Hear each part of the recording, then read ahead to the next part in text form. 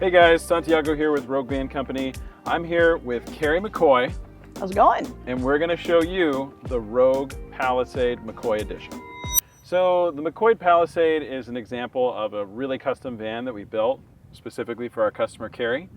What kind of inspired you to build a van with us, and what kind of things were you looking for in a van? Well, I'm kind of an adrenaline junkie. I like to do a lot of stuff that gets my heartbeat moving quickly. So I like to longboard.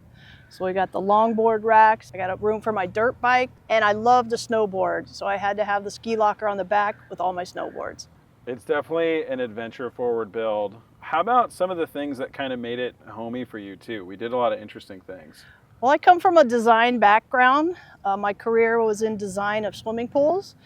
So I wanted something that aesthetically looked good as well. So we kind of modified a few things, moved some things around so that from a design perspective, it looked pleasing.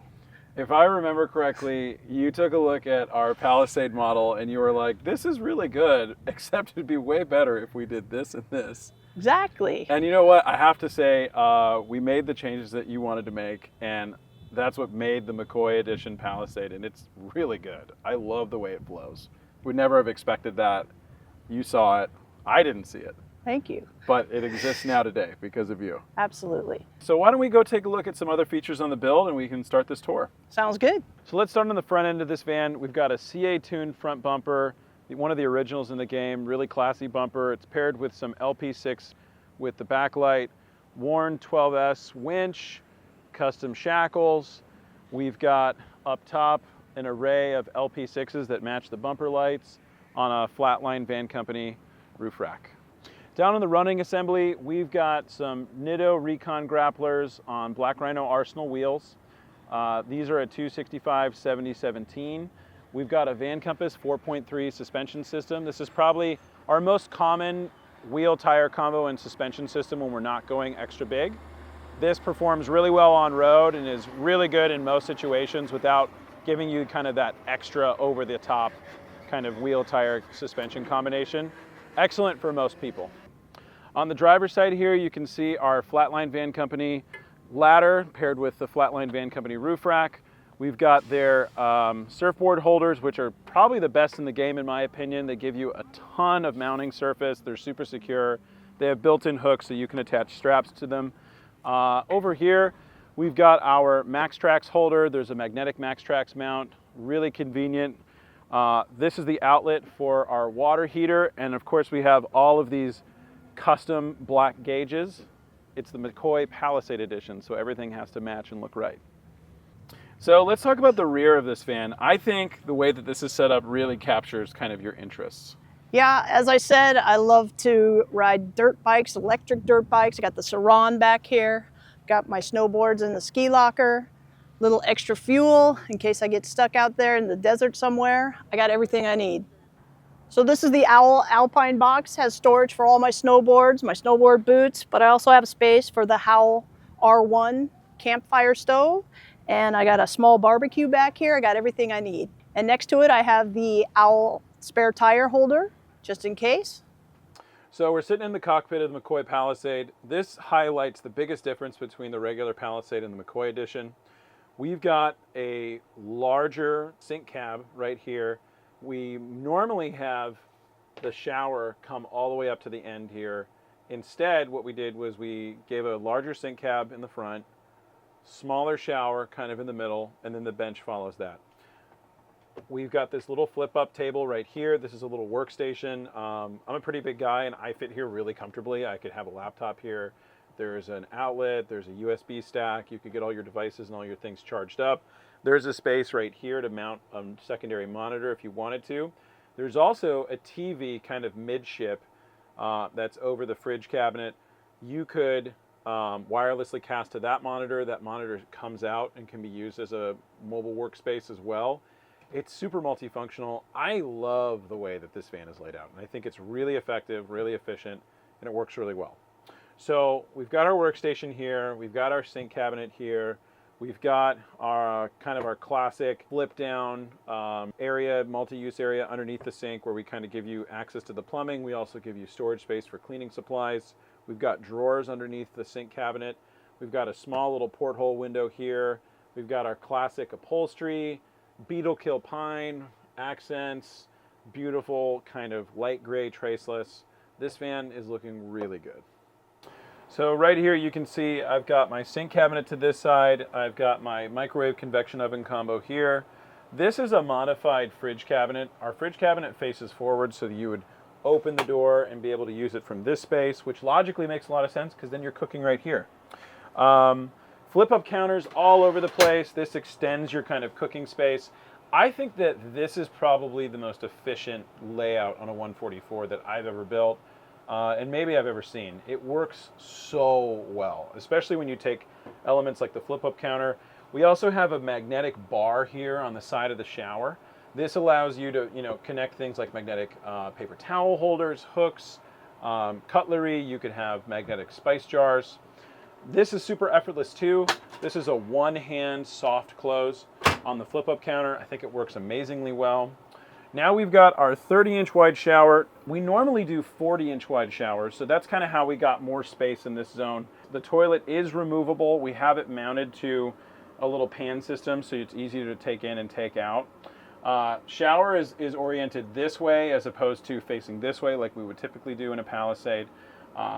The controls are all shared underneath on the sink cab, so it's super efficient.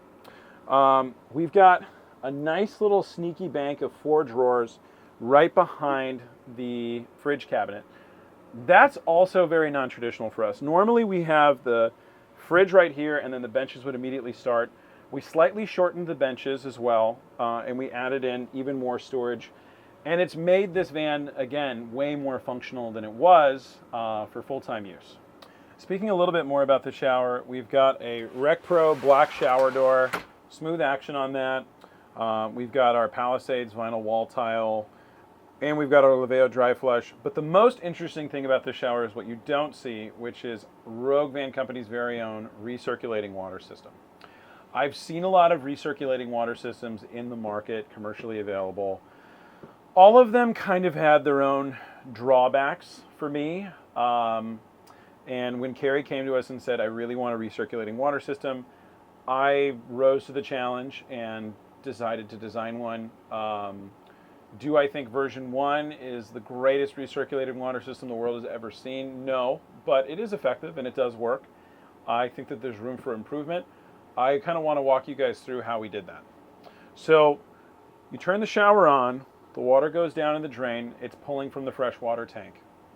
Immediately the water is going through a pump, which is pumping it through a separator. That pump senses moisture. A lot of RVs have those types of moisture sensing pumps. And one thing you'll know about those pumps if you've ever owned an RV is that those pumps kind of detect ambient moisture in those pipes constantly. So they cycle on and off like crazy. For that reason, we put a bypass switch on it so that you don't have to have it on all the time. The pump goes through the separator, then it goes through a 3-stage particulate filter. All of this stuff is mounted under the van, so it's a no-mess process when you're swapping and cleaning those components. You are on the ground, you are under the van. However, at least you're not doing it in your van, right?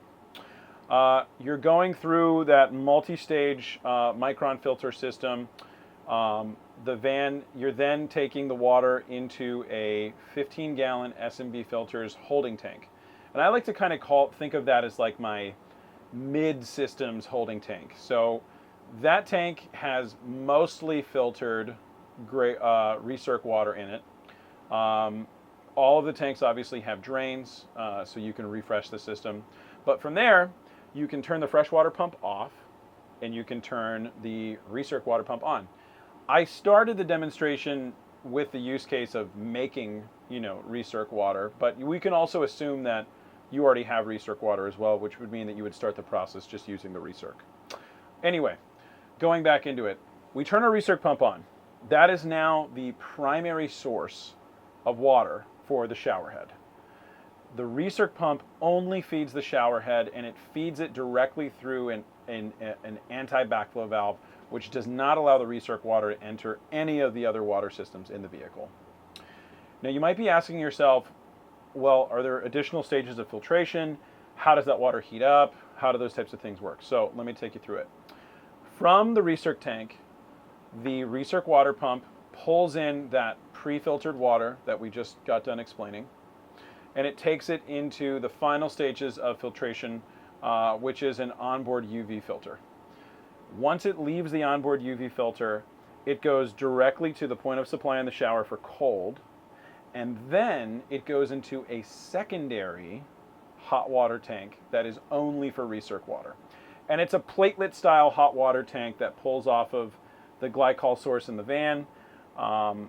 It's a secondary kind of miniature glycol system that works off of the main glycol system. What this accomplishes is the main platelet that's being used in our aqua hot water heating system is not being contaminated with this Recirc water. There's a separate platelet that's being used to heat this water up, and it's on a separate heating loop. It's not uselessly expending energy when you're heating fresh water for the sink, or if you want fresh water in your shower. So it's giving you that option to just heat that on its own. It also has a passive engine loop, and it has a 120 volt immersion option. So if you are plugged in and you're inside somewhere and you can't use diesel and the engine hasn't been running, then you can turn on the 120 volt immersion option and you can heat up the Recirc water that way.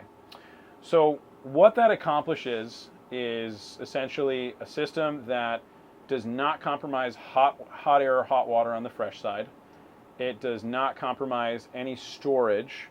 None of the Recirc water ever goes into the gray tank. We have a separate tank for that. And we have 90% of our filtered system underneath the van. We have separators, we have micron filters, and then we have a final stage UV filter. That might have seemed like a pretty long, convoluted explanation, and I'm not going to lie to you, it is a pretty complicated system.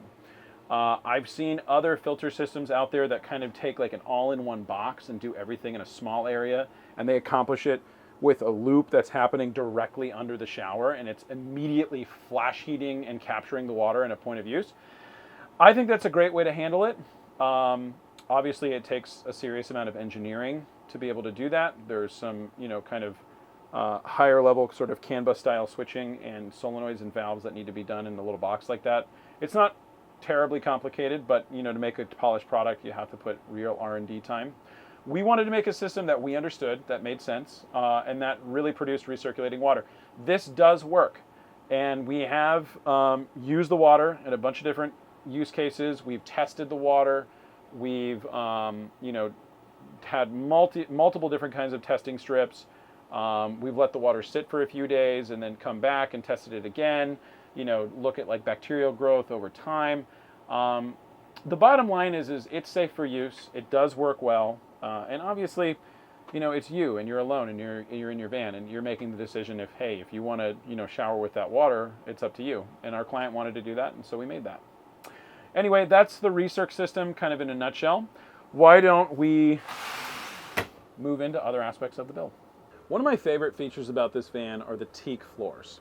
So this is a custom finish from Indoteak. They take teak that is upcycled from old boats and different construction projects in Indonesia. They've got a bunch of like really good eco certifications. They bring it in here on containers, and they've got a custom finish shop. It actually used to be next door to our old place in Pacific Beach.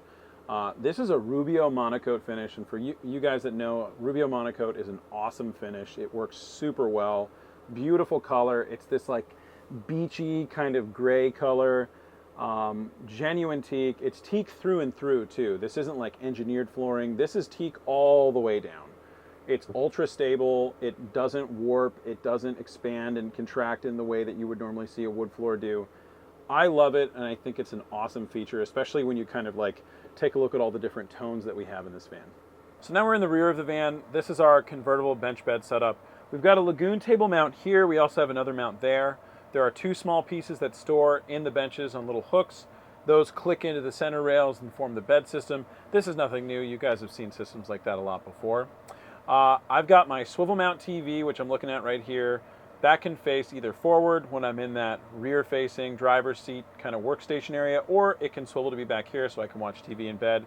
I think it's really nice. Above us, we have the Houghton 13.5 48 volt AC.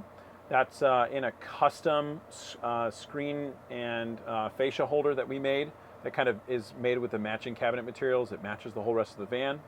I've got my lagoon table here. I've got my matching upholstery here. I've got my rear bug nets. I've got my upper cabinets on either side with my dimmable lights. I have my aqua hot heater control. So we've got a full aqua hot system for the freshwater supply. That's giving us hot air in 2 zones. That's also giving us hot water. One of the zones of heat comes out here. The other zone actually comes out in the shower area, which I think is really cool. This van is a winter use van. It's really heavy, kind of winter sports, action sports type thing. So I think that you know, having that shower being utilized for a lot of different stuff is going to be really handy, especially with the clothing bar that we have in there, which allows you to, you know, hang wet stuff, let it dry out. We've got all of our switches and our USBs on all 4 corners, like we do in all of our bench bed setups. Power system is going to go on the passenger side. Water system is going to go on the driver's side. I've kind of talked through the water system already. Power-wise, we've got 14 kilowatt hours of battery at 48 volts. We've got a full Victron system. We've got our Serbo GX and monitoring system. We've got our Lynx distribution panels. We've got our multi-plus 2 kW inverter. And we've got our step-down panels to supply our 12-volt power to the 12-volt devices. We have RGB lights back here, lots of nice ambient lighting. It's really tidy, and we fit a lot of components in this bench bed area and basically in all the systems here. This van really took the space and maximized it to the absolute greatest extent that we possibly could.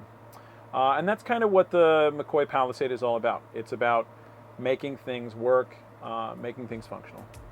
So that was the McCoy Palisade. It was a really exciting, kind of challenging build. We came in, we got our customer Carrie. She helped us design it. She's going to be on the road with us next year doing a couple different shows, talking to people about the McCoy Palisade. You can talk to Carrie about her experience. She's awesome. She's got decades of experience building super high-end pools. She's an amazing person. We loved working with her. This is the McCoy Palisade. It's on our website. It's available for purchase. You can check it out. Look forward to seeing you guys again.